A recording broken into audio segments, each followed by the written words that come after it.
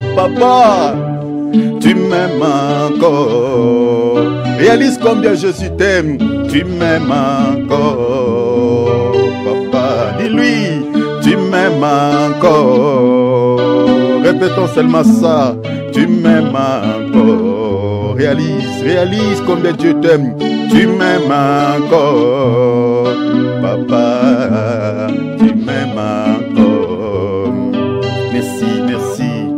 Tu m'aimes encore, papa, tu m'aimes encore, ah, tu m'aimes encore, Shiloh, tu m'aimes encore, tu m'aimes encore, papa, tu m'aimes encore. Que sais-je te donner? Que sais-je t'offrir, Seigneur?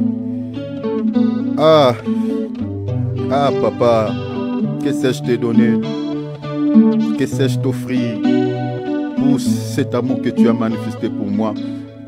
Au-delà de cela, tu as accepté la substitution à ma place de mourir sur une croix pour me sauver. Sois béni, Père. Tu m'aimes encore. Papa, tu m'aimes encore.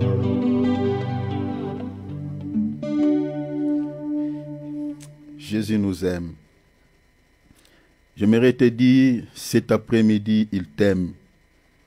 Malgré les problèmes qui t'entourent, malgré les problèmes qui t'environnent, malgré peut-être quelques soucis que tu as ou les épreuves que tu traverses actuellement dans la vie.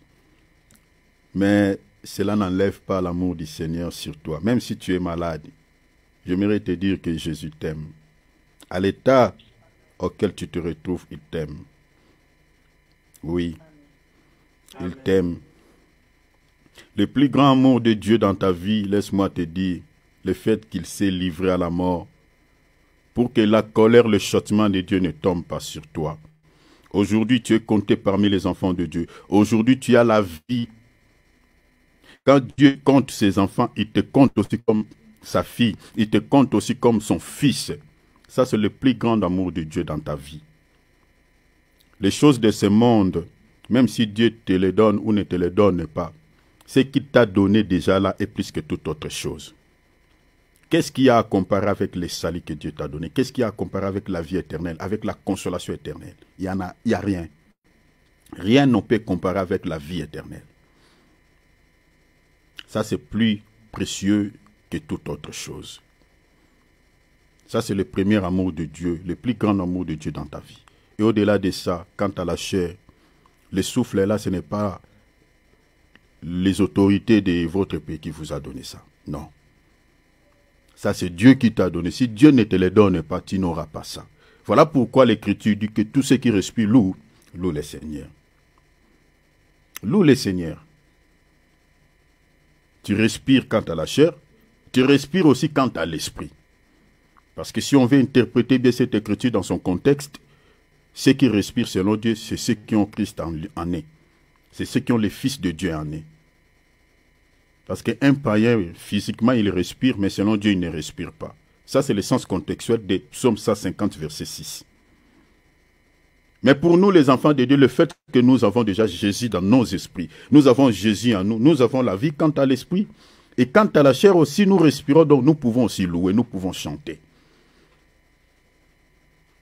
Mais, il arrive des fois, malgré tout ce que Dieu fait dans nos vies, des fois nous trébuchons, des fois on se décapote sur le droit chemin, des fois on se laisse traîner peut-être dans des choses qui ne l'honorent pas. Nous sommes dans l'orgueil, nous sommes dans tout ça. Chers enfants de Dieu, Dieu a clôturé la Bible par cette parole en disant « Heureux ceux qui lavent les robes ». C'est ça, la phrase que Dieu a clôturé la Bible avec. Lisez Apocalypse 22, c'est là-bas à la fin. « Heureux ceux qui lavent les robes ». Le Seigneur sait que nos robes vont se salir, peut-être par quelques manquements que nous avons. Quand je parle de la saleté, si je parle du péché, voilà, ainsi de suite. Et la robe, c'est les œuvres. À un certain moment, tes œuvres ne peuvent peut-être pas être bonnes, à cause de tes faiblesses ou à cause de la corruption de notre chair.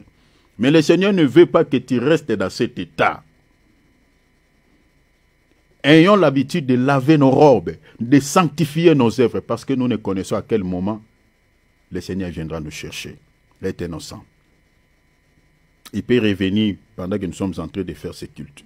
Il peut revenir après, parce que les signes qui caractérisent sa venue sont tous bel et bien accomplis. Ici, je nous invite à laver nos robes. Regarde là où tu as sali ta robe. Comment est-ce que tu as sali ta robe? Qu'est-ce qui a fait que ta robe soit saleté? Tu étais tombé où? Tu étais tombé où? Qui a fait que ta robe devienne sale? Alors lave ta robe. Je parle de tes œuvres. Demande pardon. Confesse. Dis Seigneur, miséricorde. Bien-aimé, sanctifions-nous à tout moment, même quand tu es dans les chemins. S'il y a quelque chose qui t'interpelle, que tu avais fait une chute, bien-aimé, répands-toi. Même dans la toilette, même pendant que tu es en train de doucher, partout où tu peux te retrouver, même dans ton bureau, bien-aimé, ayons toujours cette attitude, bien-aimé, de se sanctifier à tout moment, parce que l'enlèvement interviendra, trouvera certaines personnes, au fait, dans des lieux de travail. Certaines personnes en train de se doucher, tu partiras comme ça. Hein. Tu étais en train de faire la grosse commission, tu partiras comme ça. Tu étais au marché, tu partiras comme ça. Et tu n'auras même pas le temps de remettre tes habits, hein, si tu étais en train de faire la grosse commission ou tu étais en train de doucher. Et ce qui est bien avec Dieu, il nous donnera des corps incorruptibles. Donc, le corps là sera directement les vêtements. Donc, on verra la nudité des personnes. Et on partira comme ça. On sera comme des anges. Mais, tu dois être quelqu'un qui est toujours prêt. Si tu veux connaître les jours du départ, sois toujours quelqu'un qui est prêt. C'est-à-dire être prêt, lave-toi tout le temps. S'il vous plaît, humilions nos cœurs. Ne soyons pas des hautains devant Dieu. Soyons comme des petits enfants. Parce que le royaume des cieux est semblable à ceux qui sont devenus comme des petits. Sois comme un enfant. Humilie ton cœur, dis papa, miséricorde. S'il vous plaît, prions. Prions s'il vous plaît. Une vie relationnelle avec Dieu. Cher enfant de Dieu, la Bible dit, la nature elle-même ne vous enseigne-t-elle pas. Bien-aimé, si tu es en train d'entretenir de bonnes relations avec quelqu'un qui a, je prends l'exemple du monde, qui a des moyens. Cher enfant de Dieu, à partir de cette relation que tu es en train d'entretenir avec cette personne, sache que l'un des 4 matins, cette personne-là t'aidera, te bénira par une grande bénédiction, peut-être que tu n'entendais pas. Juste à cause de la relation que tu es tenté d'entretenir avec lui. Et à combler plus forte raison, si tu as de bonnes relations avec Dieu, Dieu te laissera-t-il dans la maladie, te laissera-t-il dans des condamnations de votre famille ou bloqué dans, voilà, par des alliances sataniques? Je ne pense pas. Si tu as de bonnes relations avec Dieu, sachez-le, l'un des 4 matins, le Seigneur te dira, toi tu es mon ami, je ne peux pas te laisser comme ça. Regardez la relation de Dieu avec notre père Abraham. Dieu voulait même frapper le pays où les neveux d'Abraham habitaient. Mais regarde, Dieu s'est souvenu, il dit, ah, je vais frapper Sodome et Gomorrhe, mais cacherai-je à Abraham ce que je vais faire à Sodome et Gomorrhe? Et à cause de cette relation qu'Abraham avait avec Dieu, Dieu a sauvé d'abord son neveu. Et non seulement Dieu a sauvé son neveu, Dieu a accompli la promesse qu'il avait faite avec ces derniers. J'aimerais que tu puisses avoir de bonnes relations avec Dieu, via la prière et via la méditation de la parole. Si tu as du temps pour faire autre chose, dans les 24 heures que Dieu te donne, mettez aussi la part de Dieu. Mettez s'il vous plaît la part de Dieu. Notre sœur Anne, vous savez, elle demandait à Dieu l'enfant. Elle était stérile. Si vous lisez le livre de 1 Samuel, à partir du premier verset au verset 5, à partir du chapitre 1er, verset 5, chers enfants de Dieu, vous remarquerez que chaque jour, chaque année plutôt, notre sœur Anne montait à Silo pour aller prier, c'est-à-dire là où il y avait le temple. Mais en aucun jour, cette dernière Dieu avait exaucé sa prière. Mais si vous lisez le texte, Le jour où cette dernière avait mis la part de Dieu dans ses prières. Il a dit, Seigneur, si tu me donnes cet enfant, je le consacrerai toute sa vie qu'à toi. Je te la donnerai. Il a fait un vœu avec Dieu. Il dit, le rasoir ne passera pas sur sa tête. Il a dit des paroles. Bien aimé, si vous lisez le texte, c'est le même jour que Dieu avait exaucé la prière de cette dernière. Vous savez, des fois, nos prières ne sont pas souvent exaucées. Pourquoi? Parce que nous ne mettons pas la part de Dieu des fois dans nos vies. Nous sommes égoïstes. On veut seulement que le Seigneur puisse résoudre nos problèmes à nous. Mais Dieu ne trouve pas sa part dans nos vies. Les 24 heures que Dieu te donne, où est la part de Dieu? On les consacre, mes bien-aimés, dans les réseaux sociaux, dans des choses peut-être, voilà, tout ce qui est charnel. Il n'y a pas la part de l'Esprit. Il n'y a pas la part du Saint-Esprit. Il n'y a pas la part de Dieu dans les 24 heures que Dieu nous donne. Et là, quand on prie, on pleure, on veut que Dieu puisse, voilà, réaliser tant de choses dans nos vies. Et lui ne trouve pas sa part. Vous voyez cela? J'aimerais ici le sujet que je suis en train de te dire. Commencez à mettre la part de Dieu dans les 24 heures que Dieu te donne. Et demande cela, dis Seigneur, les 24 heures que tu me donnes, je vais aussi mettre ta part. Et cette part peut être quoi? Que tu prennes le temps de parler avec ton Père, la prière. Que tu prends aussi le temps de méditer sa parole. Ça, ce sont des secrets que je vous donne aussi. Ça peut être tant d'autres choses, mais retenons déjà ça sur le plan spirituel. Mettons la part de l'Esprit et demande à Dieu qu'il te donne la force de le faire. Parce que sans lui, sans son aide, tu ne peux pas. Mettons la part de Dieu, s'il vous plaît. Demande à Père que tu développes une vie relationnelle. Dis, Seigneur, je vais être ton ami. Je veux que nous soyons vraiment amis, Seigneur, s'il te plaît. Comme tu as été avec mon Père Abraham, moi aussi, je veux que tu sois mon ami aujourd'hui. S'il vous plaît. Oh mon Dieu. Oh mon Dieu. Oh mon Dieu. Oh mon Dieu. Il est dans mon cœur et fait briller toute ma vie. Et si moi je vis, c'est lui qui l'éveille. Même si je tombe, c'est Jésus qui me relève. Il me tient la main. Je l'aime bien. Il me tend la main. Oh, oh. Je l'aime bien. Je dirai partout et je crierai avec joie les noms de Jésus. Jésus de la croix, il est au-dessus. Nul ne peut le dépasser. Oh, il me tient la main. Je l'aime bien. Il me tient la main. Oh,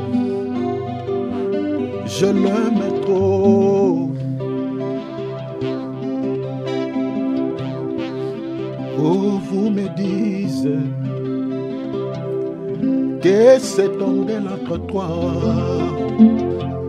avait bien promis qu'il devait revenir. Maintenant, devinons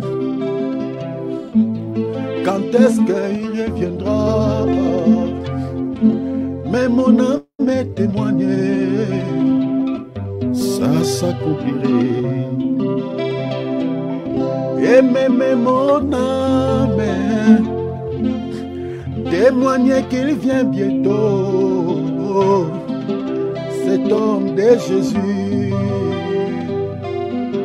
Jésus de la croix, il est au-dessus. Nul ne peut le dépasser. Oh, il me tient la main. Oh, je l'aime trop. Il me la main, oh, je l'aimais bien. Il mettait la main, il mettait la main, Jésus. Il mettait la main, oh, je l'aimais bien. Il mettait la main, oh, je l'aimais trop. Il mettait la main, oh, je l'aimais trop. Je l'aimais trop. Je l'aimais trop. Je l'aimais bien. Je l'aimais bien. Je l'aimais trop. Je l'aimais trop, Jésus. Je l'aimais bien.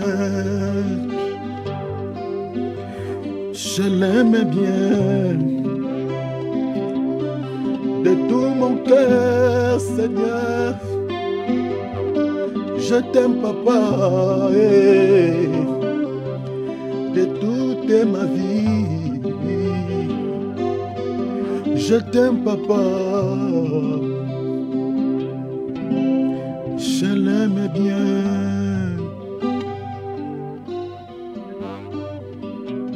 Je l'aimais bien. Mosaboka bosi. Mamo sotoria machatekeria braitese. Renda biri broitekeria sotobroto. Tuma sete meremanda keti mini mondika. Papa. Roto koto brodo soto korimambo sonokete. Denemere braite kerias katabidi brose. Ronde mabo sonderias katabidi brote kasa. Monde bere braisaka. Oh oui, Seigneur, merci. Merci. Merci, papa. Bien-aimé, connecte-toi avec cette onction que je ressens là. Connecte-toi avec cette puissance. Il est là. Demande-lui tout ce dont tu en as besoin. Commence à prier. Je sens une forte présence de Dieu. J'aimerais que tu puisses le ressentir depuis les lieux de ta demeure. Je ne te mens pas, je te dis la vérité. Je sens une forte présence du Seigneur. Connecte-toi à cette présence et commence à lui demander selon le désir de ton cœur.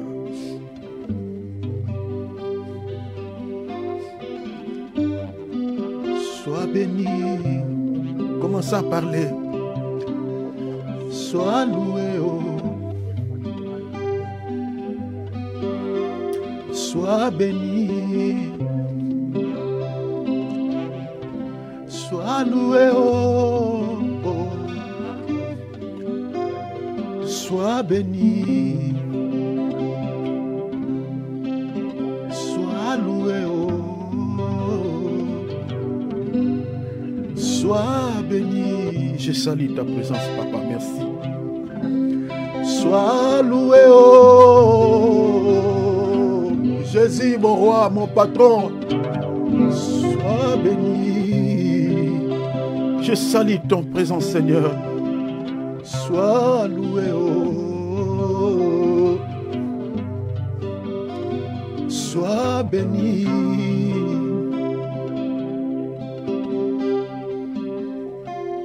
Sois loué, oh. Sois béni.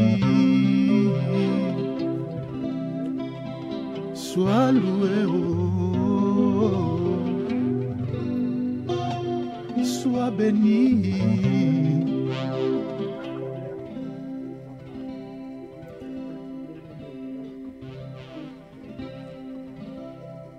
Merci. Merci, Père. Merci, Père. Merci. On ainsi prier. Donnons-lui gloire par les acclamations, s'il vous plaît. Bénissons le nom du Seigneur. Donnons-lui gloire. Alléluia. Il est digne de recevoir l'honneur, la gloire. Alléluia.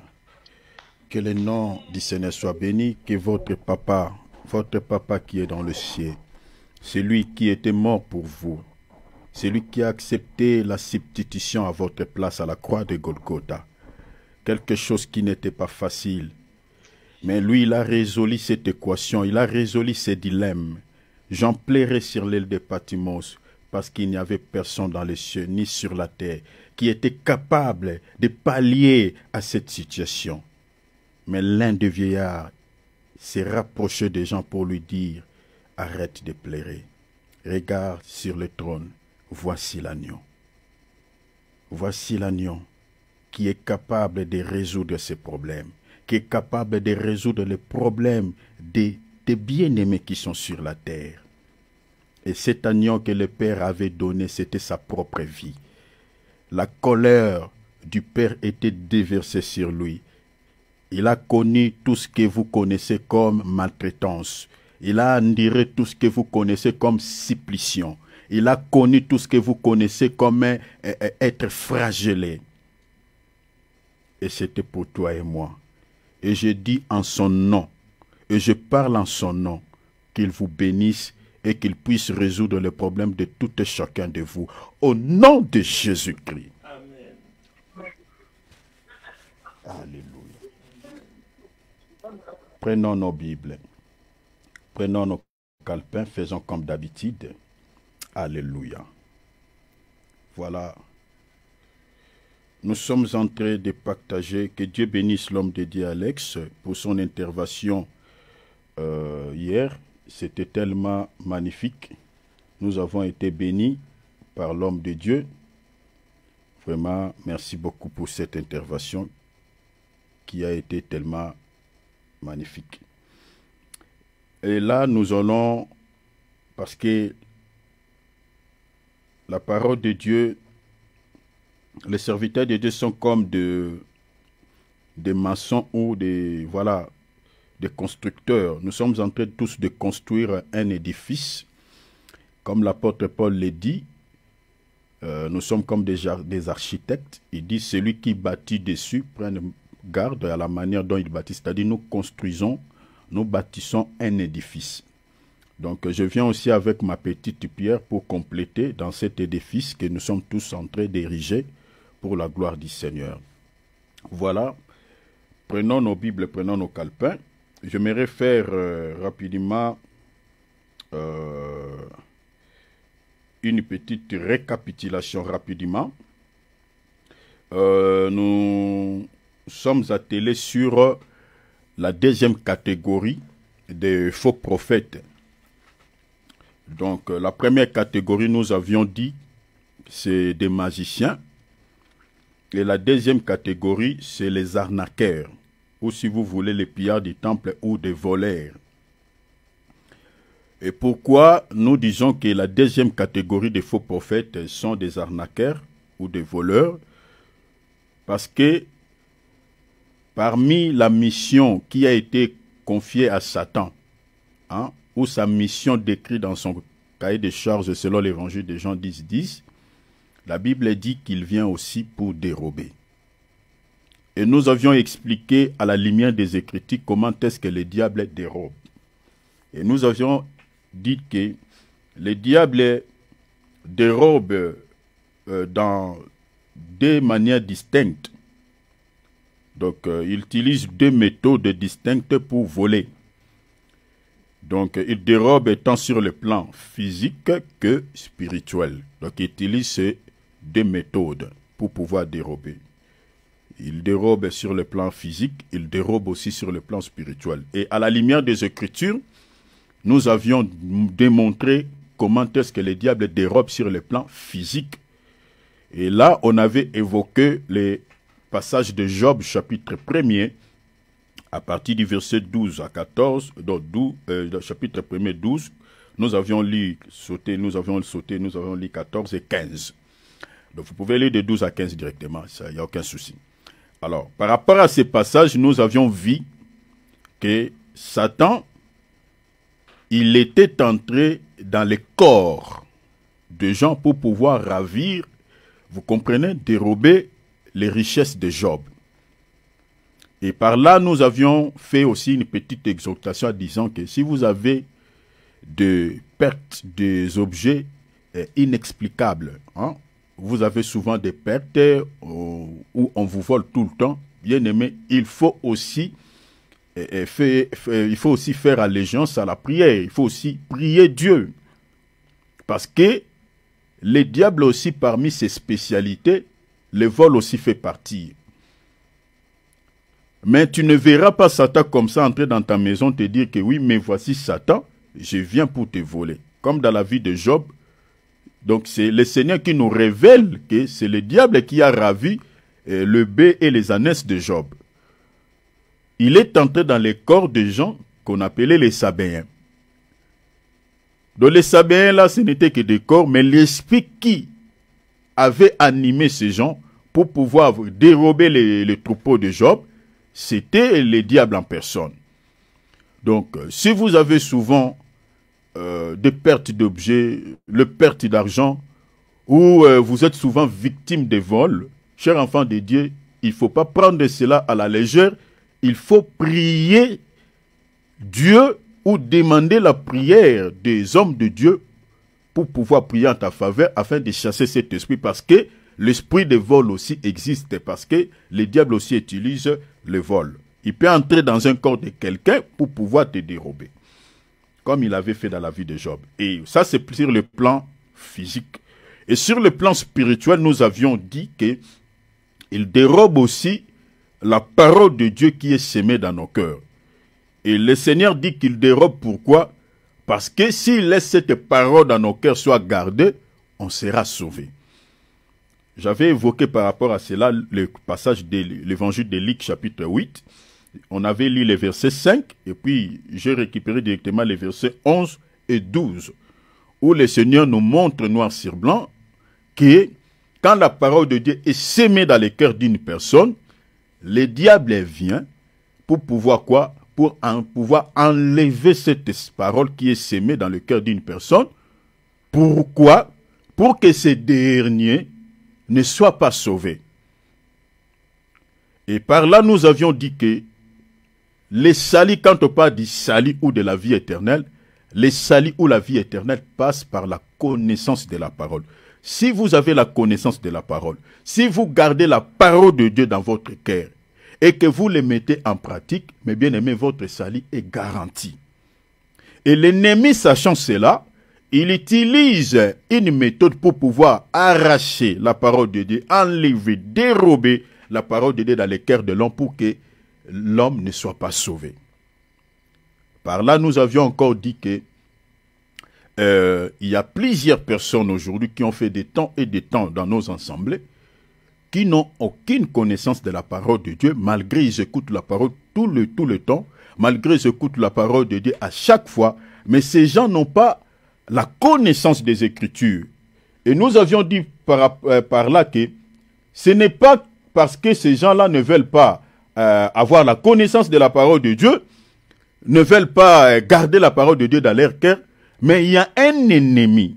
Ici, j'aimerais même encore souligner, si, mes bien-aimés, à chaque fois que quand vous écoutez la parole de Dieu, et que vous avez souvent l'esprit d'oublier ce qu'on avait prêché, il faut prier Dieu pour ça. Parce que, selon ces passages de Luc 8, la Bible nous montre que le diable aussi enlève la parole. Si le diable enlève la parole dans ton cœur, mes bien-aimés, tu n'auras plus la connaissance de ce qu'on avait donné comme enseignement. Il y a des chrétiens qui sont comme ça. Donc, il sort de l'église, vous lui demandez qu'est-ce qu'on a prêché. Il a oublié l'enseignement, il a oublié même les passages bibliques. Mais si vous lui demandez quelque chose de mauvais, qui s'est déroulé peut-être il y a même 10 ans passés, il a ça dans sa tête. Ce qui est mal, c'est ça ce que beaucoup de gens retiennent dans leur esprit. Mais ce qui est bien, ce qui est lié à leur salut, les gens ne les retiennent pas. Il y a certaines personnes qui sont des spécialistes de ruminer les gens dans leur cœur, de garder de mauvais souvenirs dans leur cœur, mais incapables de garder de bons souvenirs, incapables de garder la parole de Dieu dans leur cœur. Et ça, si vous êtes comme ça, chers enfants de Dieu, il faut prier Dieu, prier que le Seigneur vous délivre de cela. Ton cœur ne peut pas être un dépôt de garder de mauvais souvenirs. Ton cœur ne peut pas être un dépôt de garder de mauvaises choses, mais de garder plutôt la bonne chose. Or, parmi des choses qui sont bonnes, la parole de Dieu fait partie. Comment le diable ne veut pas que toi tu gardes la parole, mais il veut que toi tu gardes des gens qui t'ont peut-être fait du mal. Les gens peut-être qui t'ont offensé. Et ça, tu remis dans le cœur, ça, tu gardes dans l'esprit. Mais incapable de garder même un seul verset biblique qu'on vient de donner là, tout ça, pendant l'enseignement. Et ça, c'est l'œuvre de l'ennemi. Et en tant qu'enfant de Dieu, mes bien-aimés, tu ne peux jamais accepter une pareille chose. Garde plutôt la parole. Mais tout ce qui est mal, ton cœur ne soit pas un dépôt de garder des mauvais souvenirs ou des mauvaises choses. Si tu gardes la parole, c'est cette parole-là qui te sauvera. Alors, le diable aussi, parmi sa spécialité, il utilise aussi les vols pour pouvoir enlever la parole de Dieu, vous comprenez, qui est sémée dans nos esprits, qui est sémée dans nos cœurs. Ça, c'est sur le plan spirituel, il dérobe aussi. Quand vous voyez quelqu'un qui a fait des tas et des tas, vous voyez, aujourd'hui, nous avons des chrétiens incapables d'évangéliser. Mais si tu lui donnes son âge sur le plan spirituel dans la foi, il a 5 ans, il a 15 ans, il a 20 ans, mais il n'arrive pas à évangéliser, incapable d'exhorter, incapable de faire même une prière de 15 minutes, incapable. Je vous parle de choses en guise de cause. Hein. Je vous parle en guise de cause. Je connais pas mal de chrétiens comme ça. Tu lui demandes son âge sur le plan spirituel dans la foi. Il dit non, j'ai fait déjà, je me suis converti depuis 97, je suis déjà dans le Seigneur. Mais tu regardes la personne qui te dit je me suis converti depuis 97, mais tu regardes son nom, voilà, sa connaissance, mais c'est comme quelqu'un qui vient de se convertir il y a une semaine. Il ne sait pas défendre l'évangile de Christ. Et souvent, de telles personnes sont ballottées par tout vent de doctrines. Parce qu'ils n'ont pas la connaissance de la parole de Dieu. Et souvent, ce sont ces genres de personnes, aujourd'hui, il est dans la bonne parole, demain, il quitte la bonne parole, il suit un faux prophète, il se retrouve dans l'église d'un aventurier, d'un faux prophète, d'un magicien, voilà, parce qu'il n'a pas la connaissance de la parole de Dieu. Or, le rôle du ministère, c'est de pouvoir donner la vraie parole pour que les enfants de Dieu ne soient pas ballottés à tout vent de doctrine. Mais quand quelqu'un est incapable de garder la parole de Dieu, de garder l'enseignement véritable de Jésus-Christ, eh bien, il peut être à tout moment être emporté par tout vent de doctrine qui souffle dans ce monde. Voilà pourquoi, bien-aimé, si tu es comme ça et que tu n'arrives pas à garder la parole de Dieu, malgré le temps que tu as fait dans la foi, mais tu n'as pas la connaissance de la parole, tu es incapable, tu ne peux pas même prêcher quelqu'un même 5 minutes, bien-aimé, prie. Parce qu'il y a un esprit qui fait un grand travail dans ta vie. À chaque fois quand tu écoutes la parole, lui, il vient dérober, il vient enlever cela. C'est ça ce qui est dit, Luc chapitre 8, je dis, verset 5, vous lisez directement verset 11 et 12. Donc quand nous disons, Jean dit, les diables viennent pour dérober, c'est comme ça qu'ils dérobent. Donc j'ai parlé des 2 méthodes. Donc la première méthode, il se sert, il dérobe sur le plan spirituel et sur le plan physique. Et la deuxième méthode, il utilise aussi, il dérobe aussi sur le plan physique. Alors, nous avions développé notre sujet. Nous avions encore dit que même ces ministres, ils sont aussi possédés par cet esprit des vols, des dérobés. Et nous avions expliqué leur manière, comment est-ce qu'ils utilisent, ils utilisent, au fait, ils font pour pouvoir dérober, au fait, les enfants de Dieu, arnaquer les enfants de Dieu. Avant cela, j'avais donné une écriture de Tite, plutôt chapitre 1er, verset 10 à 12, où l'apôtre Paul est en train de mettre en garde Tite, parce qu'il avait laissé ces derniers à Crète, pour pouvoir établir les anciens dans chaque église, mais il y avait un souci dans cette ville, parce que Tite était confronté à ces voleurs, ces pillards du temple et les arnaqueurs. Donc il y avait des groupes de gens, des faux prophètes, qui annonçaient l'évangile avec comme mobile de pouvoir rançonner de l'argent des poches des chrétiens. Donc c'est l'apôtre Paul qui le dit, vous lisez ces passages, vous trouverez. Ils étaient des enseignants, il y avait des faux prophètes dans cette ville, dans ces contrées-là. Et l'apôtre Paul, il était en train de dire à Tite de faire très attention et de protéger les troupeaux du Seigneur et de pouvoir dénoncer et de dévoiler voilà, ces gens-là pour que les enfants de Dieu ne puissent pas être pris au piège de ces hommes. Et voilà, et on avait expliqué au travers des faux enseignements. J'aimerais lire rapidement ici. La Bible dit, il y a en effet, surtout parmi les circoncis, beaucoup de gens rebelles. Donc, il parlait des gens rebelles qui sont des faux prophètes. Les gens qui avaient des mauvaises intentions de pouvoir annoncer Christ avec des motivations de pouvoir voler le peuple. Des vains discoureurs de ce dictateur, il dit, il faut leur fermer la bouche. En effet, ils bouleversaient des familles entières. Ils bouleversaient comment? Ici, l'apôtre dit, ils enseignent ce qu'il ne faut pas. Vous voyez? Donc, ils venaient par les enseignements, ils disent, voilà, ils enseignaient, voilà, l'évangile de prospérité qui met souvent l'accent sur la dîme, sur les offrandes. C'est ça même l'esprit qui était chez les pharisiens. Vous voyez? Ils ne voyaient que des offrandes dans la loi. Ils ne voyaient pas la justice de Dieu. Ils négligeaient la fidélité. Ils négligeaient la miséricorde. Tout ce qui leur intéressait quand ils prenaient la Torah, ils lisaient la Torah, c'est la dîme d'Ikimen, la dîme d'Aneth, la dîme, voilà, l'autre là. Il y avait au moins 3 sortes de dîmes, des offrandes. C'est tout ce qui leur intéressait. Ils laissaient ce qui était lié au salut. Ils laissaient ce qui était attaché à la vraie vie. Et c'est pour cela que le Seigneur leur dit, il dit, vous dévorez le veuve. Je suis dans Matthieu 23. 23, vous lisez, vous pouvez lire même tous les chapitres du Matthieu 23. Il dit, vous, malheur à vous, pharisiens et scribes, vous dévorez des maisons de veuves. Le Seigneur leur dit, vous serez plus sévèrement, il dit, plus sévèrement jugés. Donc ce qui attend ces faux prophètes, mes bien-aimés, ce n'est pas quelque chose de bon, c'est le jugement de Dieu, et ça sera un jugement terrible, terrible.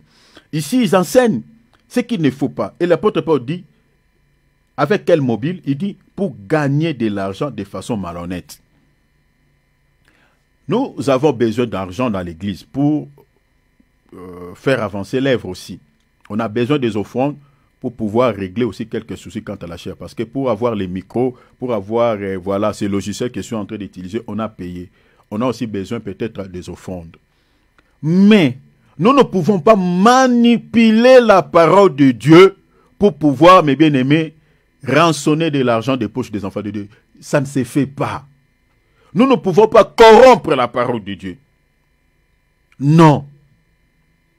Nous devons plutôt donner. Je crois que quand on touchera sur les offrandes, parce que j'expliquerai l'utilité des offrandes, parce qu'il y a des chrétiens qui donnent dans les églises, mais si je pose la question ici, parmi nous ici, je demande à chaque enfant de Dieu l'utilité de l'offrande que lui il donne chaque fois à l'assemblée dans son église, peut-être il ne connaît pas. Il a seulement l'habitude, quand on dit, viens donner à Dieu, il vient donner les offrandes. Mais viens donner à Dieu, est-ce que c'est Dieu qui mange ces offrandes-là? Oui, vous donnez à Dieu. Mais c'est les humains qui récoltent ça. Mais ce qu'on dit dans la bouche, viens donner à Dieu. Et c'est tout ce qui est dans l'esprit des enfants de Dieu. Mais quand vous donnez là, vous donnez à Dieu. Mais qui gère cet argent? L'utilité de cet argent que vous donnez à l'église comme offrande, ça sert à quoi? Beaucoup de chrétiens ne savent pas. Et il y a des hommes de Dieu qui ils sont prêts à parler sur l'évangile de prospérité, à donner des enseignements sur donner, hein. Mais ils ne expliquent pas, ils ne font pas des enseignements pour parler sur l'utilité des offrandes. Ça, on ne donne pas des enseignements. Oui, vous parlez des données, mais prêchez aussi sur l'utilité des offrandes.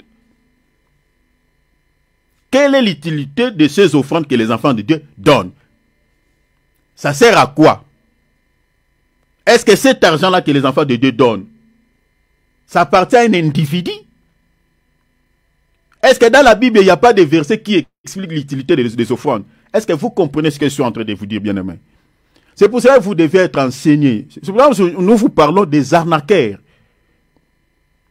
Vous voyez? Des pillards des temples, des voleurs. Souffrez un peu avec le langage. Vous entendrez des différentes offrandes qui n'existent même pas dans la Bible, comme je nous avais dit ici. Je vous dis des choses vraies, les offrandes de grossesse. Les mamans là, les femmes là, ou les hommes là qui ont des problèmes de stérilité, ils souffrent beaucoup. Hein? Ils souffrent beaucoup dans les églises de faux prophètes là. Tu vois, frère, pour ton cas là, comme tu as un cas de stérilité, il faut donner une enveloppe bien secouée parce que vous savez, les offrandes aussi parlent. On vous donne des textes dans la Bible que toi-même tu liras comme ça. On te dit que l'offrande a une voix. On te dit comme ça. Qu'il faut donner une offrande et tout ça. Là, on est en train de manipuler la parole de Dieu pour te rendre. Tu es déjà souffrant. Ah mon Dieu. C'est pour cela que Jésus a dit, ces gens seront sévèrement jugés. Je connais un autre voleur où sa femme vient de fuir la maison. Un autre voleur en Kinshasa. Quand je vous dis voleur, je pèse mes mots. Ce sont des voleurs. Parce que je connais ce qui se passe dans cette église-là. J'ai eu même des amis là-bas dans cette église-là. Sa femme a fui la maison. Pourquoi? Parce qu'il voit des mystiques. Vous aimez aller remplir ces églises-là, mais vous ne connaissez pas le mobile, ce qui motive ces gens-là de parler de Jésus. Vous entendez seulement Jésus, vous dites, il parle de Jésus, c'est que voilà, ça va. Ah, ici on avait parlé de Simon des magiciens, plutôt de Elimas, non? Il s'est nommé comment? Bar Jésus, c'est-à-dire fils de Jésus. Ne vous fiez pas quand vous entendez un serviteur qui dit Jésus, qu'il est dans le Seigneur. Je vous parle d'un serviteur de Dieu au Congo, sa femme a fui, il est ici en France. Il a fui avec les enfants. Il a fui pourquoi? Moi, avant même que j'en puisse entendre ça, je connaissais déjà les aventures de cet homme, entre guillemets, de cet homme de Dieu là. Parce que nous sommes dans les milieux et nous connaissons ce qui se passe. Il y a des choses, si je vous dis ici, ça va vous scandaliser comme pas possible. Mais ça va scandaliser ceux qui n'ont pas la connaissance. Parce que nous sommes remplis de faux prophètes. Ils sont nombreux que les vrais prophètes. Retenez ça. Je ne suis pas en train de faire cette émission pour dénoncer ces gens, mais pour que vous soyez, pour vous ouvrir les yeux, que vous compreniez que mes bien-aimés, vous ne pouvez pas, écouter n'importe quel prophète, écouter n'importe quel enseignement. Parce qu'il y a des enseignements qui ne sauvent pas. Le diable a établi ces gens, ça et là, pour pouvoir égarer les enfants de Dieu sur le chemin du salut. La raison pour laquelle nous sommes en train de parler de ce thème ici. Sa femme a fui la maison parce qu'il voit des mystiques. Moi, j'avais déjà des informations depuis que cet homme de Dieu, il est dans la Kabbale. Vérifiez cette information que je vous donne, vous allez tomber peut-être sur une vidéo où on parle de cela. Sa femme, il est en France, il a fui. Vous entendez, là-bas, on demande l'argent comme pas possible. Là-bas, la délivrance est payée. Hein. Là où la femme a fui, là-bas, c'est cet homme de Dieu là. Pour ceux qui sortent au Congo, là-bas, son église se trouve à Limité au premier riz.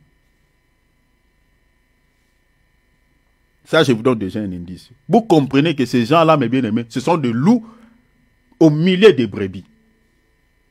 Là-bas, la délivrance est payante, ce n'est pas gratuit. Si vous n'avez pas l'argent, vous n'avez pas droit à la délivrance. La délivrance est payante.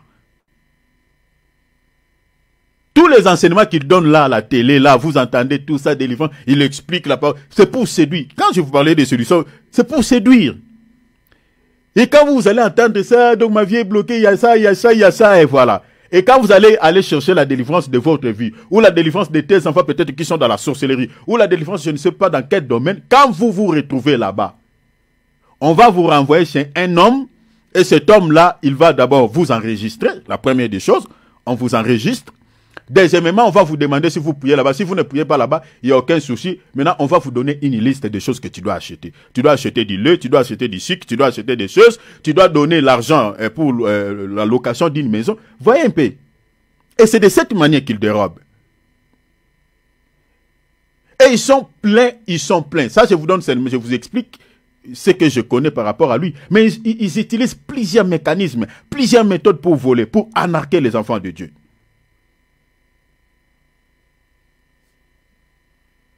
Il y a certains serviteurs qui savent que la dîme, c'est une pratique de la loi. Ils savent. Ça, je vous dis déjà. Ils savent qu'à ce temps, ici, les chrétiens ne peuvent plus payer la dîme. Ils savent. Je ne dis pas que les chrétiens ne peuvent plus donner à Dieu. Non. Les chrétiens peuvent donner à Dieu. Dans la Bible, on parle de libéralité.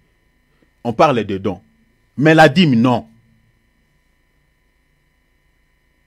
La dîme, non, c'est une pratique de la loi. Il n'y a aucun verset dans le Nouveau Testament où vous allez voir que les apôtres étaient en train de percevoir la dîme. Il n'y en a pas. D'ailleurs, Jésus a lancé la parole de malédiction aux pharisiens et aux scribes parce qu'ils percevaient la dîme de la menthe, la dîme du cumin, la dîme d'ânette. Est-ce qu'on peut lancer une parole de malédiction sur quelqu'un qui est en train de poser un bon acte? Mais pourquoi ils les maudissent?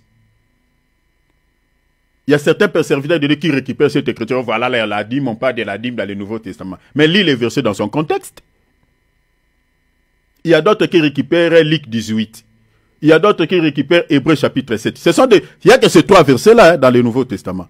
Mais lisez ces versets-là. Lisez bien dans son contexte. Mais les apôtres comme ça percevoir, il n'y en a pas. Il n'y en a pas. Il n'y en a pas même un seul verset. Il n'y en a pas. Mais les offrandes, oui. Vous lisez 1 Corinthiens 15, 2 Corinthiens 9. Les apôtres, ils ont reçu des offrandes, ils ont reçu des dons. Il y a plusieurs différentes offrandes où on est en train de demander aux chrétiens qui ne se justifient pas dans les Écritures. Je crois que j'avais longuement parlé. Tout ça, tout est payant. Il y a des églises qui sont devenues comme des boutiques où tout est vendu dedans. On vend des choses, on vend l'huile, soi-disant l'huile d'onction, on vend l'eau bénie, soi-disant l'eau bénite. On a coloré, l'eau, on a mis un peu une poudre rouge dedans. Il y a d'autres qui achètent des limonades, d'autres du vin. Tout ça, l'homme de Dieu, il a fait des prières.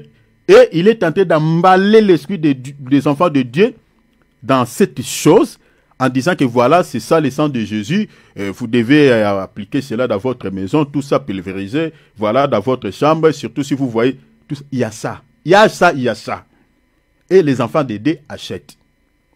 Vérifiez sur l'internet, vous tomberez sur des vidéos où vous verrez des ventes aux enchères. Vous tomberez sur des vidéos où des églises sont comme des boutiques. On vend même des calendriers, où il y a l'image de l'homme de Dieu, on vend. Si tu mets ça, voilà, c'est Daddy, votre Daddy, c'est tous les noms de Daddy. Ah, Seigneur, que Dieu nous sauve. On ne voit plus Jésus, mais on commence à voir l'homme. Daddy, Daddy, Daddy. Que Dieu nous sauve. Donc, tout est vendu, tout est monnayé. Et si vous êtes dans une église où on vous vend des choses, chers enfants de Dieu, vous êtes dans une caverne de voleurs, ce n'est pas moi. Lisez Matthieu chapitre 21, versets 12 à 13. Jésus, il a chassé les vendeurs, il a chassé les acheteurs dans les temples. Le temple, c'est l'église. Dans l'église de Dieu, on ne peut pas vendre une chose. On ne vend rien et on ne peut rien en acheter. On n'achète rien, on ne vend rien. Et si vous êtes dans une église où on vend des choses, où les gens peuvent aussi acheter, vous êtes dans une caverne de voleurs. C'est ça ce que la Bible dit. La prédication est gratuite, la délivrance est gratuite. Je vous avais donné le passage de Matthieu, chapitre 10, lisez le verset 7 jusqu'au verset 10.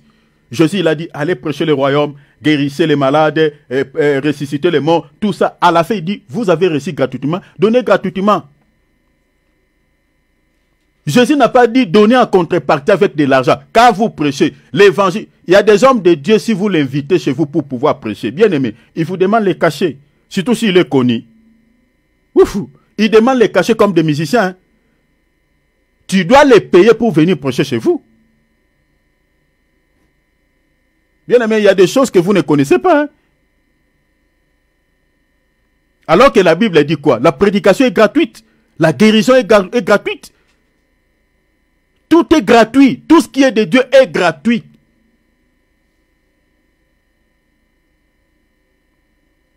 Et ces hommes de Dieu là que vous voyez là, qui s'enrichissent derrière le pauvre, les brebis, ils seront sévèrement jugés.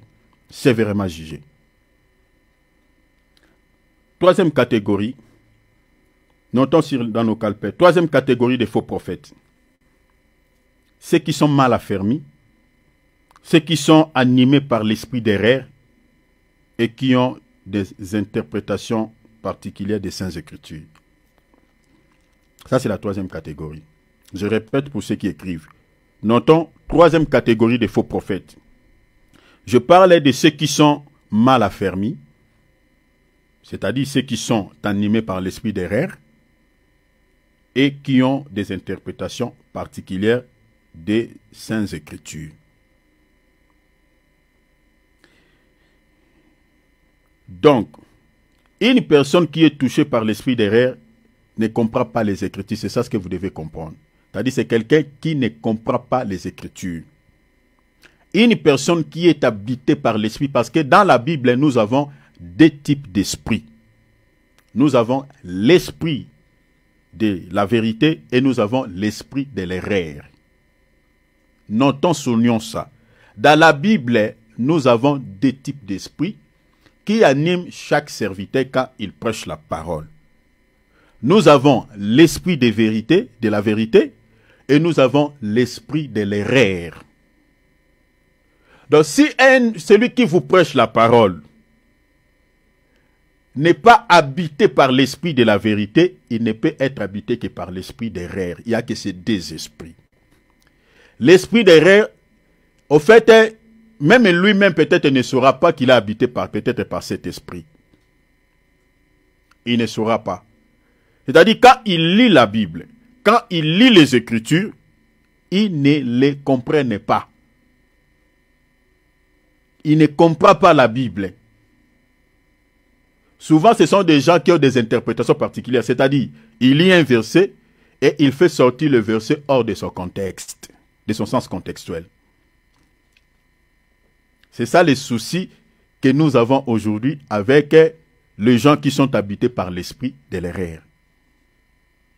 Ils ont souvent des interprétations un peu particulières. Donc, ils font parler la Bible, ce que la Bible n'a pas dit.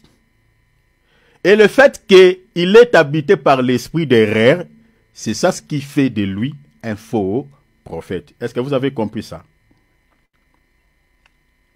Donc, une personne qui est habitée par l'esprit d'erreur, qui ne comprend pas les Écritures, qui a une interprétation particulière, qui interprète la Bible par ses pensées, par ses raisonnements, cette personne-là, le fait qu'il est habité par cet esprit-là, l'esprit d'erreur, c'est ça ce qui fait de lui un faux prophète. Je vous donnerai des textes et vous les verrez noir sur blanc. Lisons d'abord la Bible.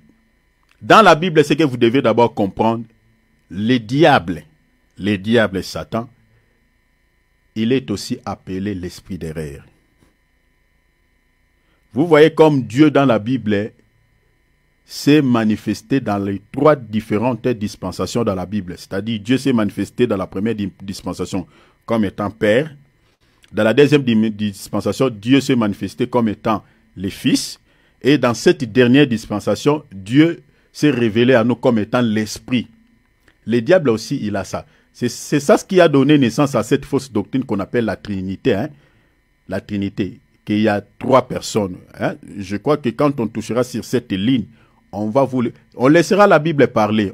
On va mettre tous nos raisonnements à côté. Et vous allez voir dans la Bible si Dieu, il y en a trois personnes. Hein, comme on les présente là. Mais retenez déjà que la doctrine de la Trinité est une fausseté et ça ne vient pas de Dieu, ça vient tout droit de l'enfer de l'ennemi. Ça, je vous l'ai dit déjà. Mais on va vous le démontrer noir sur blanc dans les Écritures. On laissera la Bible elle-même parler. On mettra nos raisons. Parce que ceux qui défendent cette doctrine, ils les défendent, mes bien-aimés, ils n'ont pas des arguments. Dans la Bible, il n'y en a pas. Ils font sortir des versets hors de son contexte et puis voilà. Et comme les gens n'ont pas la connaissance, bon, ils s'emballent dans tout ça et ils pensent que voilà, c'est ça la vérité. Alors que c'est faux. Alors, le diable aussi, il utilise parce que le diable marche sur les traces de Dieu. Il est aussi le père du mensonge. Jean chapitre combien? Chapitre 8, verset 44. Il est le père du mensonge. Donc comme Dieu, dans la première dispensation, Dieu s'est manifesté comme étant père, lui aussi, il imite notre Dieu. Il est aussi le père. Mais père de quoi? De la vérité? Non, père du mensonge. Mais il est aussi quoi? Il est aussi le fils de la perdition. Donc comme Dieu s'est manifesté comme fils pour sauver l'humanité, lui aussi il est fils. Il est aussi le fils de la perdition. Je suis dans 2 Thessaloniciens, chapitre 2e, vous lisez les versets, je crois, le verset 7. Il est aussi quoi? L'esprit d'erreur. Parce que Dieu s'est manifesté dans cette dernière dispensation comme étant l'esprit. Lui aussi, il est l'esprit, l'esprit d'erreur. Pas l'esprit de vérité, mais d'erreur. Alors, lisons la Bible. 1 Jean, l'épître aux Jean. 1 Jean chapitre 4, verset 6. Nous sommes des dieux. Celui qui connaît Dieu nous écoute.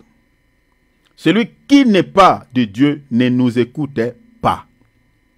Donc, ceux qui ne nous écoutent pas, si la Bible nous donne déjà la réponse. Si vous voyez les gens qui refusent de vous écouter, bien aimé, ne vous posez pas 2, 3, 4 questions, surtout si vous êtes dans la saine doctrine. Ces gens-là ne sont pas des dieux. Oh. Ce n'est pas moi, c'est la Bible.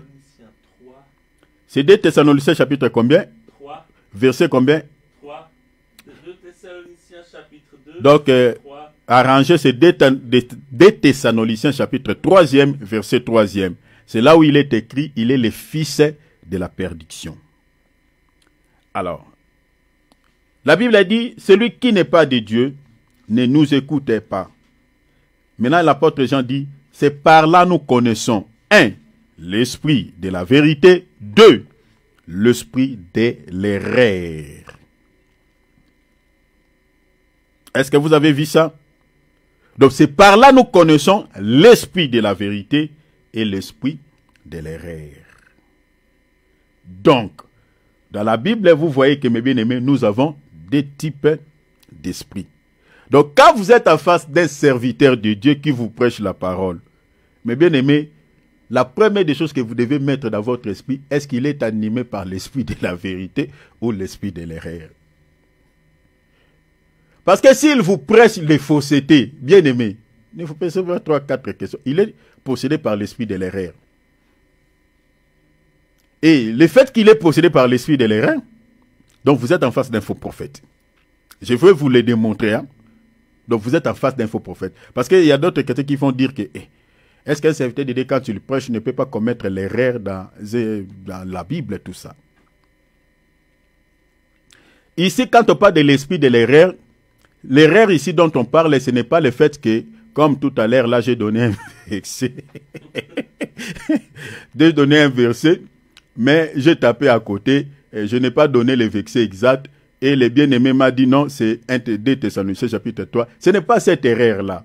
Non, ce n'est pas ça.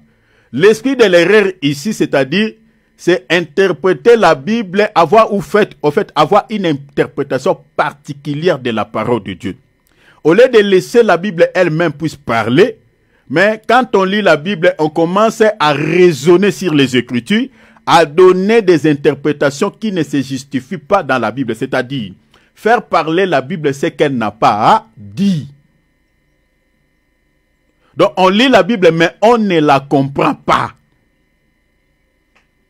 On fait sortir le verset hors de son sens contextuel. C'est-à-dire vous interprétez la Bible hors de son sens contextuel. C'est-à-dire vous expliquez autre chose par rapport à la Bible. Je vous donne des exemples. Par exemple, quelqu'un qui lit la Bible, par exemple, prenons par exemple ceux qui soutiennent la doctrine de la Trinité, comme je viens de dire. Pourquoi? Parce que dans la Bible, on parle du Père, on parle du Fils, on parle de l'Esprit. Et ils prennent Jésus en tant que Fils de Dieu, comme si Dieu avait une femme au ciel. Et Dieu s'est accouplé avec cette femme-là et il a donné un fils qu'on appelait Jésus. Que Jésus est fils de Dieu comme toi et moi, nous sommes un fils d'un père. Vous comprenez? Les gens prennent Jésus en tant que fils de Dieu dans cet esprit-là. Parce qu'on écrit fils de Dieu. Et voilà, et c'est ça même ce que les musulmans disent. Donc les gens pensent que Jésus il est fils de Dieu dans le sens littéral. Comme moi, je suis fils d'un père qui s'appelait Mungoudi. Comme toi, tu es fils d'un père qui s'appelait, par exemple, je ne sais pas, Moutoudila ou Vegimiller.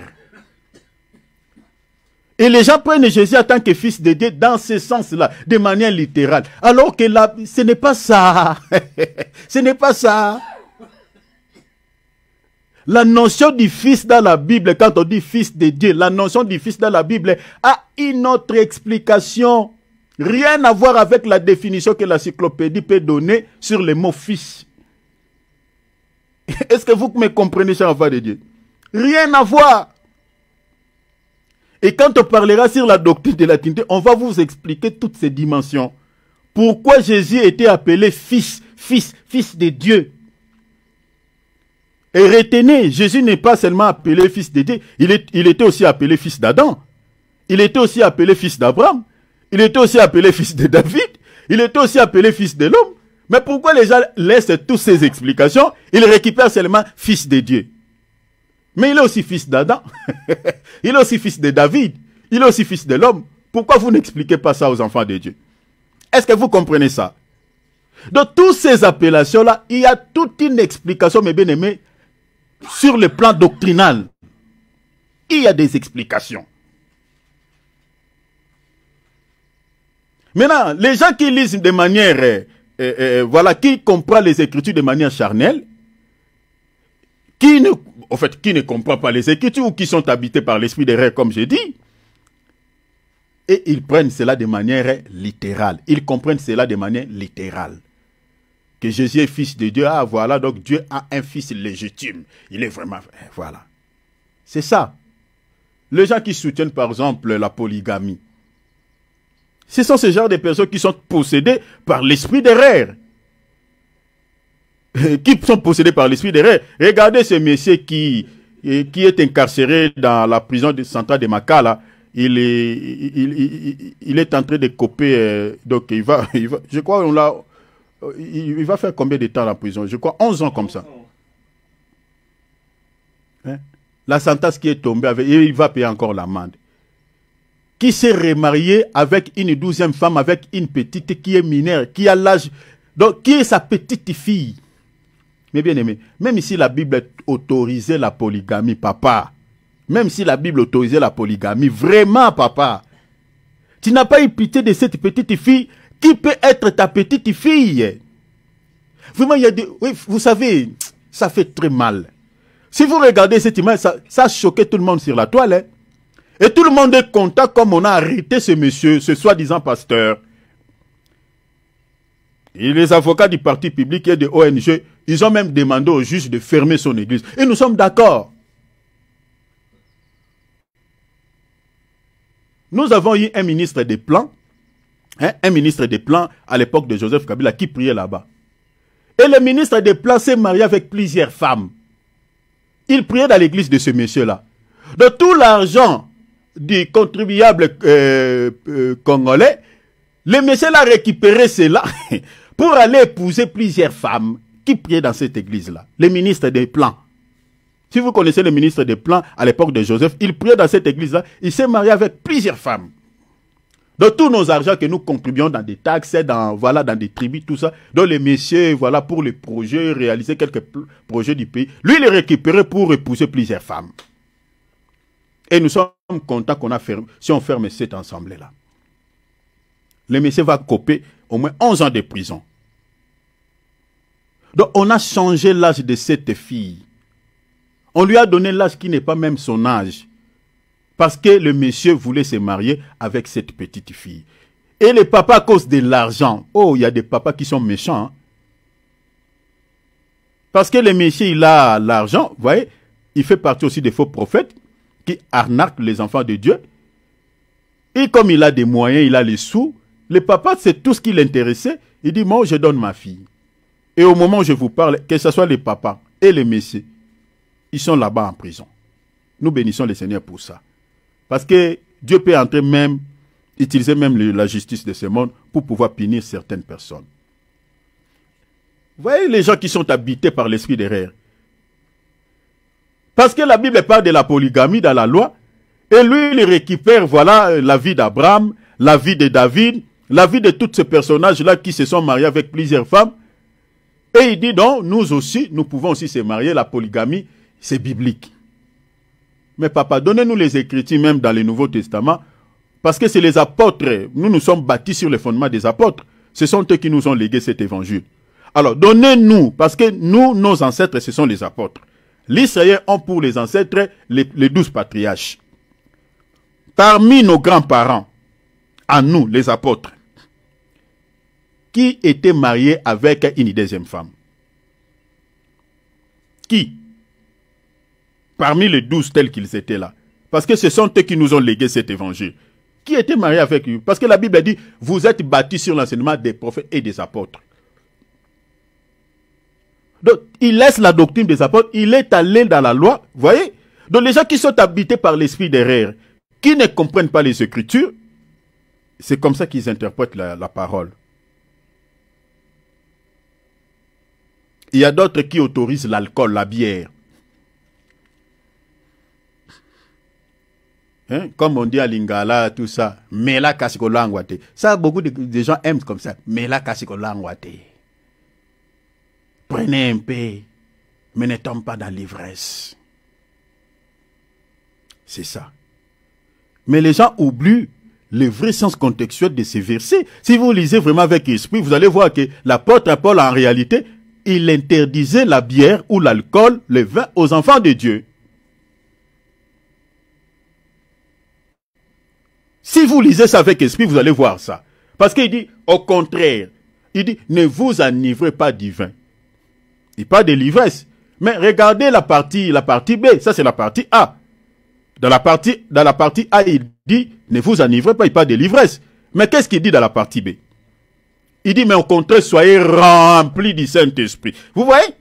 Donc c'est la partie B qui explique la partie A que l'apôtre Paul interdit aux enfants de Dieu. Ne prenez pas ça. Parce qu'il dit rempli. Bien aimé, si vous prenez une bouteille, vous remplissez d'eau de cette bouteille-là. Qu'est-ce que vous allez ajouter? Parce qu'il dit soyez remplis. Or, nous les enfants de Dieu, dans la Bible, nous sommes comme des bouteilles, nous sommes comme des vases. Et si vous voulez comprendre ça, je vous renvoie dans 2 Rois chapitre 6. Les vases qui étaient entrés dans la maison de cette femme veuve qui avait perdu son mari. Les vases là, qu'est-ce qu'on avait rempli de ces vases? C'est de l'huile. Or, l'huile, c'est le Saint-Esprit. On avait rempli ces vases de l'huile. Et qu'est-ce qu'on avait ajouté? Et puis la Bible dit quoi? C'était des vases vides, des bouteilles vides. Il n'y avait rien dans ces bouteilles-là. C'était des bouteilles vides.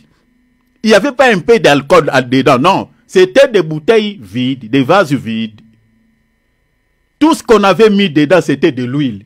Donc quand l'apôtre Paul dit, soyez au contraire remplis, c'est ça, il interprète en réalité cette écriture-là. Nous sommes des vases où il n'y a pas de vin dedans. Il n'y a rien dedans. Nous devons être au contraire remplis du Saint-Esprit. C'est tout.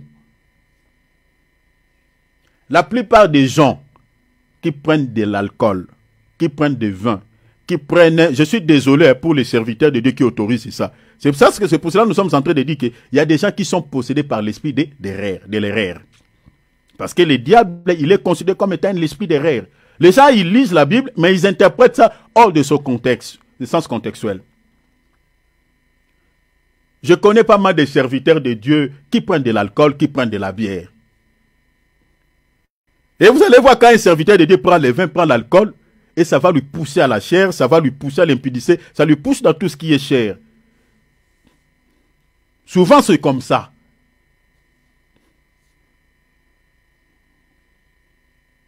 Donc les gens qui sont possédés par l'esprit d'erreur, c'est comme ça qu'ils interprètent la parole. Voilà pourquoi donc vous comprenez que nous avons l'esprit de la vérité et nous avons l'esprit de l'erreur. L'esprit de la vérité et l'esprit de l'erreur.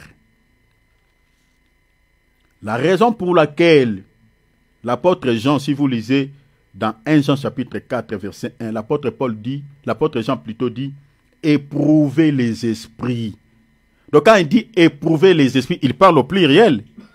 Donc c'est-à-dire nous avons l'esprit de la vérité et nous avons l'esprit de l'erreur. lisons ça. Il dit bien-aimé.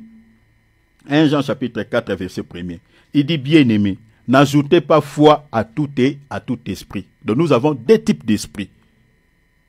N'ajoutez pas foi à tout esprit. Parce que si vous mettez votre foi à tout esprit, vous pouvez tomber sur l'esprit d'erreur.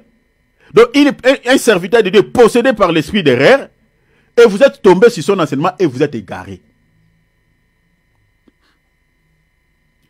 N'ajoutez pas foi à tout esprit. Mais regarde, il dit quoi? Mais éprouvez les esprits. Pour savoir s'ils sont de Dieu. L'esprit de Dieu, c'est l'esprit de la vérité. Et si ce n'est pas l'esprit de la vérité, c'est l'esprit de l'autre, l'esprit de l'erreur. Maintenant, il dit quoi? Il dit car plusieurs faux prophètes sont venus dans le monde. Ah! Est-ce que vous comprenez quelque chose? Donc, il dit éprouvez les esprits. Pourquoi? Parce qu'il y a des faux prophètes. Or, un faux prophète, il est animé par quel esprit? Par l'esprit de l'erreur. Donc, quand l'apôtre Jean dit éprouvez les esprits, parce que l'apôtre Jean sait que les faux prophètes sont animés par l'esprit de l'erreur. Voilà pourquoi il dit ne mettez pas foi à tout esprit, éprouvez. Dans un autre langage, examinez, discernez. Donc soyez comme des béréens en un mot. Quand on vous prêche la parole, chers enfants de Dieu, vérifiez ce qu'on vous dit. Vérifiez, est-ce que la Bible parle de cette chose? Est-ce qu'il explique ça d'abord bien vraiment, dans son sens contextuel? Est-ce que la Bible dit ça? Examinez, éprouvez. Parce qu'un faux prophète, il est animé par l'esprit de l'erreur. C'est ça ce qu'en fait la pensée de l'apôtre Jean ici. Et c'est lui aussi qui parlait de ces deux types d'esprit, c'est-à-dire l'esprit de l'erreur et l'esprit de la vérité. Donc quand vous êtes en face d'un serviteur de Dieu, cher enfant de Dieu, comprenez cela. Vous savez que dans la Bible, il y a eu des faux prophètes. Je vais m'arrêter dans 10 minutes. Il y a eu des faux prophètes qui étaient animés par l'esprit de l'erreur. Vous connaissez ces faux prophètes à l'époque de Jésus. Parmi lesquels il y avait quoi? Nous avons d'abord les pharisiens et les scribes. Nous avons les zélotes. Nous avons les esséniens. Et nous avons en dernier lieu les sadducéens. Mais je parlerai des sadducéens. Vous savez, les sadducéens, ils avaient la Torah. Parce que tout ce courant que je viens de citer utilisait la Torah. Mais chaque courant ou chaque faux prophète avait sa manière d'interpréter la Torah. Les cas pour les pharisiens, par exemple, ils négligeaient ce qui était important dans la loi. Ce qui était plus important dans la loi, la miséricorde, la justice et la fidélité. Or, vous savez qu'aujourd'hui, notre salut est lié à ces trois éléments. La justice de Dieu, la miséricorde et puis la fidélité. Dieu exhorte l'église de Smyrne d'être fidèle jusqu'à la mort, face aux épreuves. Donc si tu n'es pas fidèle, la porte du ciel est fermée. Si tu es infidèle, tu seras disqualifié au mariage. La justice est liée à la vie de sainteté. La miséricorde fait partie des 4 piliers de l'évangile. Est-ce que vous voyez cela? Mais les pharisiens négligeaient ça. C'est pour cela que le Seigneur dit, vous fermez la porte aux hommes d'entrer dans les royaumes de cieux. Et vous-même, vous n'y sont pas entrés. Vous n'y entrez pas. Il fermait aux hommes la porte du ciel. Il fermait comme à parler les enseignements. Les zélotes n'en parlent pas. Maintenant, les sadducéens font partie aussi des faux prophètes de cet état-là. Ils niaient l'existence des anges. Ils niaient l'existence des esprits. Ils ne croyaient pas à la résurrection des morts. Malgré la Torah parle de l'existence des anges, malgré dans la loi, on parle de l'existence des esprits, malgré dans la loi, on parle aussi de la résurrection, mais lui, il niait. Il ne croyait pas à cela. Malgré il lisait, donc quand ils lisaient la Torah, ils étaient animés par l'esprit de l'erreur. Regardez, c'est Jésus qui nous le montre. Regardez, nous sommes dans Matthieu chapitre 22. Alors, je suis en train de vous expliquer que la troisième catégorie des faux prophètes, ce sont ceux qui sont animés par l'esprit de l'erreur. Or, quand vous êtes en face de quelqu'un qui vous interprète la parole de Dieu avec des erreurs, c'est-à-dire, il a une interprétation un peu particulière, mais bien aimé, vous ne serez jamais sauvés. C'est ça les dangers, en fait. Parce que vous allez peut-être se poser la question, bon, quand un faux prophète est possédé par l'esprit d'erreur, nous, qu'est-ce qu'il y a à voir? Ce qu'il y a à voir dedans, c'est que vous ne serez jamais sauvés parce qu'il vous prêche un évangile. La personne qui vous annonce l'évangile est possédée par l'esprit de Satan, par l'esprit de l'erreur. Donc, il vous égare, au fait, automatiquement. Prenons le cas des Sadducéens. Lisons Matthieu chapitre 22. On va lire les versets 23. Souffrez un peu, c'est un tout petit peu long. Pas trop, mais pas long. Donc, on va lire les versets 23 jusqu'au verset 30. Regardez ce que Jésus dit. Les mêmes jours, les Sadducéens, c'est-à-dire remplacer déjà les faux prophètes de cette époque-là. Parce qu'ils ont existé au temps même de l'apôtre Paul. Qui disait qu'il n'y a point de résurrection, vinrent auprès de Jésus et lui firent cette question. Verset 24. Maître, Moïse a dit, vous voyez qu'il lisait la loi. Moïse a dit, si quelqu'un meurt sans enfant, donc il récupère l'écriture, si vous voulez, je vous renvoie dans Deutéronome, chapitre 25. Ils ont récupéré cette écriture-là. Moïse a dit, si quelqu'un meurt sans enfant, son frère épousera sa veuve et suscitera une postérité à son frère. Verset 25. Maintenant, ils disent au Seigneur, ils racontent une histoire qui vient de se dérouler au sein de la nation d'Israël. Il dit, or, il y avait parmi nous 7 frères. Le premier s'est marié et mourut. Et comme il n'avait pas d'enfant, il laissa sa femme à son frère. Verset 26. Il en fit de même du second, puis du troisième, jusqu'au 7e. Donc, c'est-à-dire, dans une même famille, le premier qui s'était marié avec une femme, le premier là, il est mort, il n'a pas laissé les enfants avec cette femme. Alors, il y avait 7 hommes dans cette famille qui n'étaient pas mariés. Alors, comme le premier était mort sans laisser l'enfant, maintenant, selon la loi, c'est le second, celui qui est avant, celui qui est mort, va récupérer cette femme comme étant la nôtre. Maintenant, le deuxième, le second aussi est mort. Le troisième est mort. Tous les 7 sont morts sans laisser les enfants avec cette femme-là. Ils sont tous morts. Maintenant, regardez leur question. Après et tous, la femme mourit aussi. La femme va mourir après. Maintenant, il pose la question au Seigneur dans le verset 28, il dit ceci. À la résurrection. Et ils ne croyaient pas à la résurrection. Maintenant, ils ont récupéré ces passages de Moïse pour savoir maintenant qu'est-ce que le Seigneur dira par rapport à ça. Regardez la manière dont les gens interprètent la parole, qui raisonnent sur les Écritures, qui interprètent l'Écriture de manière charnelle, par leur propre raisonnement, parce qu'ils sont habités par l'esprit d'erreur. Regarde la manière dont ils réfléchissent. Suivez bien, hein? Regarde. Et c'est que le Seigneur va leur dire. Il dit à la résurrection. Dit quelle de 7 sera-t-elle donc la femme, car tous l'ont eu. Tu vois là, quand on dit il y a des gens qui interprètent la parole de Dieu de manière charnelle. Voilà, c'est ça. Donc ils pensent qu'au ciel, à la résurrection des morts, les gens vont se marier. Les gens vont récupérer leurs femmes légitimes. Les femmes vont se retrouver avec leurs maris. Comme les témoins de Jéhovah les montrent. Vous voyez les dangers, hein? Les témoins de Jéhovah les montrent avec leurs dessins. Les témoins des dessins. Quand ils viennent vers vous, vous les faites entrer dans vos maisons. Voilà, ils viennent avec des dessins qu'au paradis, voilà, on va encore récupérer nos femmes, on va récupérer nos enfants. Voilà, il y aura encore cette notion du mariage. C'est ça ce que les témoins de Jéhovah montrent aux gens dans les rêves. Réveillez-vous là, qu'ils se promènent avec les images. Maintenant, écoutez la réponse du Seigneur. Le Seigneur va détecter l'esprit qui les a animés. L'esprit qui les a poussés de comprendre de cette manière la Torah. L'esprit qui les animait de ne pas pouvoir comprendre les Écritures. Ils ont lu un texte de la loi, mais ils n'ont pas compris cette écriture. Le Seigneur leur dit, Jésus leur répondit, vous êtes dans l'erreur. Est-ce que vous avez vu ça? Vous êtes dans l'erreur. Donc Jésus ne voulait pas les scandaler, il leur dit, l'esprit qui vous anime, c'est l'esprit d'erreur. Jésus dit, vous êtes dans l'erreur.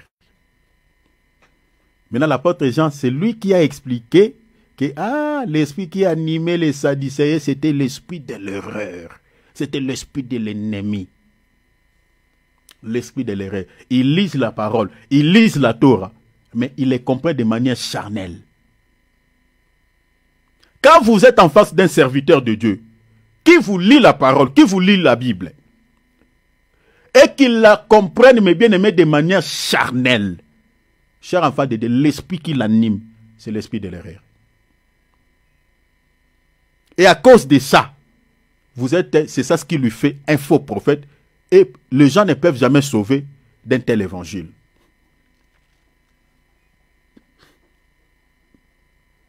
Regarde la manière dont ils réfléchissent.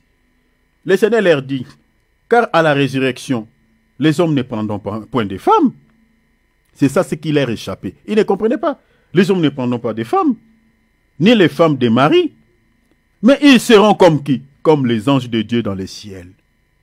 Ça, c'est la réponse même aux témoins de Jéhovah, qui nous montre des couples, un homme avec sa femme, avec des chiens, avec quelques animaux, avec des pommes rouges, des pommes avec quelques fruits. Donc, voilà ce qu'il montre aux gens. Les sadducéens du temps moderne. On n'interprète pas la parole de Dieu de manière charnelle. L'apôtre Paul dit, nous employons un langage spirituel pour les choses spirituelles. On n'emploie pas un langage charnel.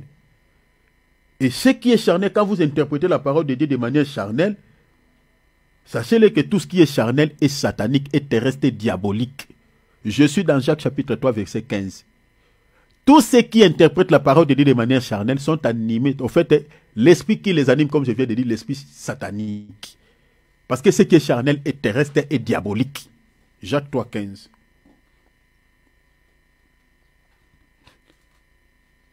L'apôtre Paul dit ceci.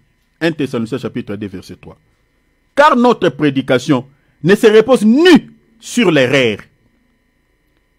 ni sur des motifs impurs, ni sur la fraude. Cher enfant de Dieu, un vrai serviteur de Dieu qui est envoyé par Dieu ne peut pas prêcher la parole de Dieu avec des erreurs. Ça ne se fait pas. Ça ne se fait pas. Ne peut pas expliquer la parole de Dieu, donner des interprétations particulières. Non, non, non, non. Donc quand vous voyez toutes les confusions que nous avons aujourd'hui, les gens, ils lisent la Bible, mais on fait sortir les versets hors de son sens contextuel, ils donnent des explications. Ça fait mal, hein. Je vous dis, ce sont des choses, ça fait très mal. J'étais en train de partager la parole avec quelqu'un, cher enfant de Dieu. En fait, la personne avait suivi, suivez-moi ici très bien, vous allez comprendre les gens qui sont habités par l'esprit d'erreur. Parce que ces gens-là, nous en avons tellement plein. Je vous parle des faux prophètes, la troisième catégorie. Surtout au sujet des prophéties, les livres prophétiques. Mais bien aimé, si vous voulez comprendre un faux prophète, donnez-lui seulement les livres prophétiques qu'il vous explique ça. À moins que vous ayez aussi la connaissance. Mais si vous n'avez pas la connaissance, vous ne saurez pas. Parce qu'ils n'arrivent pas à expliquer les prophéties. Ils interprètent les prophéties de manière très, très, très charnelle. Très charnelle. Parce qu'ils n'ont pas l'esprit de Dieu. Chers enfants de Dieu, la Bible dit, c'est poussé par l'esprit de Dieu que les hommes ont parlé de la part de Dieu. Si vous n'êtes pas animé par l'esprit de Dieu, vous ne pouvez pas parler de la part du Seigneur. Pour parler de la part de Dieu, comme je parle là, il faut que le Saint-Esprit vous anime. Que le Saint-Esprit vous pousse. Le Saint-Esprit vous ouvre les yeux, comme l'apôtre Paul. Il ne pouvait pas devenir ministre de Dieu si le Seigneur n'avait pas enlevé les écailles sur ses yeux. Parce que ces derniers lisaient la parole, mais ils ne comprenaient pas. Ils persécutaient les chrétiens au nom de Dieu. Mais quand le Seigneur l'a récupéré, il a fait tomber les écailles qui étaient sur ses yeux, pour que ces derniers puissent voir les Écritures. Un faux prophète ne voit pas les Écritures. Quand il lit la Bible, il comprend de manière littérale. Il interprète de manière littérale, de manière terrestre, terre à terre. La majorité des soucis que nous avons dans nos assemblées, c'est dû aussi à ça. C'est ça ce qui a donné aussi naissance aux fausses doctrines. Quelqu'un qui n'est pas appelé au ministère, mes bien-aimés, parce qu'il est allé faire les études, vous lui collez l'étiquette d'un pasteur, mes bien-aimés, il va vous expliquer la parole de Dieu de manière littérale. Il n'a pas l'esprit de Dieu pour comprendre les Écritures. Regardez l'apôtre de Paul et Barnabas. Le Saint-Esprit a affirmé leur ministère. Il dit, mettez-moi à part Paul et Barnabas pour la mission sur laquelle je les ai appelés. Si quelqu'un n'est pas appelé, mes bien-aimés, il va vous prêcher un évangile, mes bien-aimés, avec beaucoup de erreurs, un évangile qui ne sauve pas.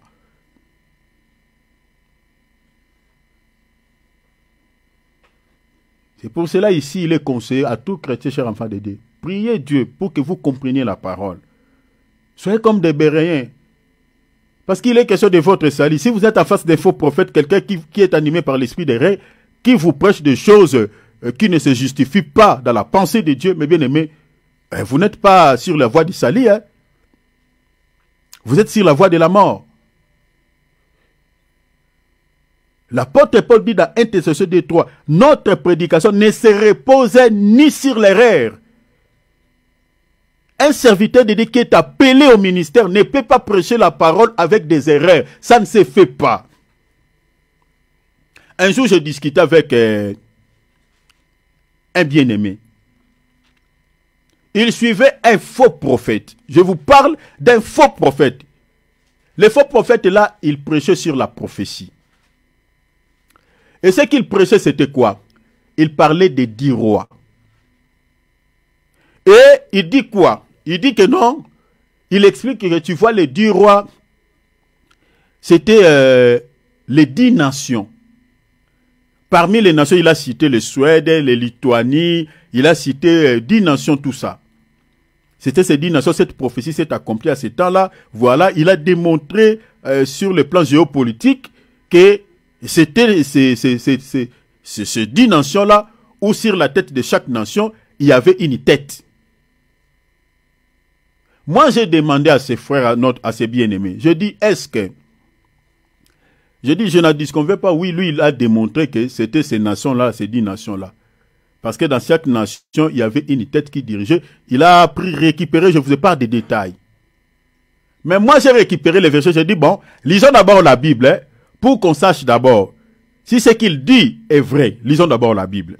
Quand j'ai pris la Bible, j'ai démontré même au bien-aimé. Je dis, regardons dans la Bible, on dit que les 10 rois vont recevoir l'autorité. Ils régneront avec la bête pendant une heure. Je pose la question, je dis, d'après ce que lui dit là, est-ce que quand cette prophétie-là s'est accomplie, hein, comme il dit, c'était les 10 nations, dans chaque nation il y avait 10 têtes. Est-ce que la bête avait fait son apparition? Ils avaient régné avec la bête. Ces 10 rois-là, qui ont dirigé ces 10 nations, ils ont régné avec la bête, comme la Bible dit pendant une heure. Qu'il nous explique maintenant où était la bête. Les bien-aimés n'avaient rien à me répondre.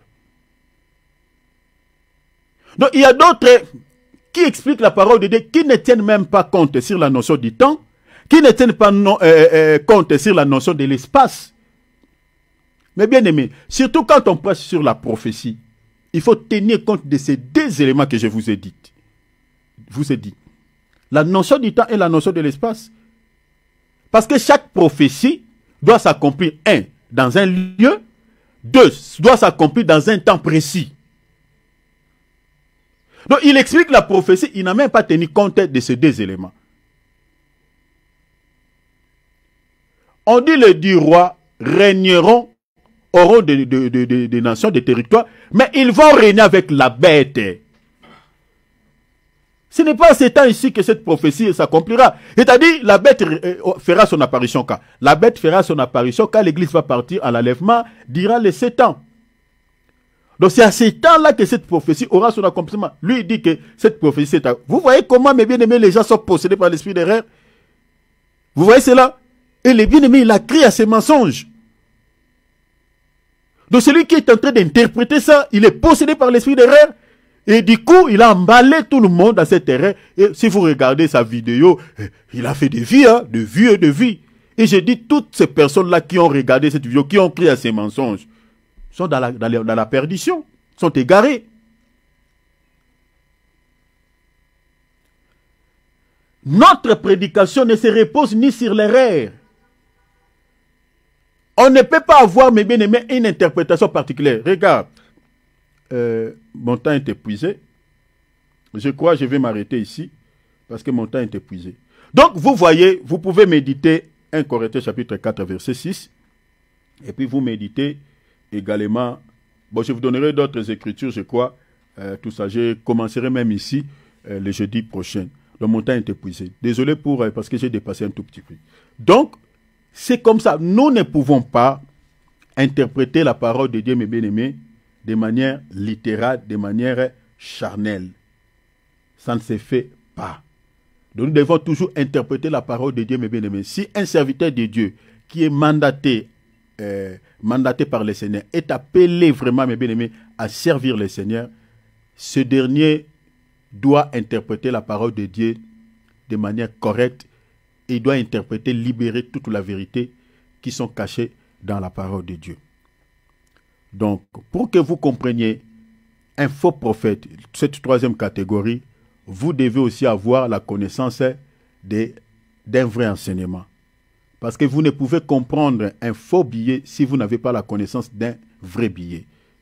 Donc, pour ceux qui utilisent l'euro ou le dollar, pour avoir la connaissance d'un faux euro ou faux billet d'euro ou faux billet de dollar, il faut que vous ayez déjà la connaissance d'un vrai billet d'euro ou d'un vrai billet de dollar.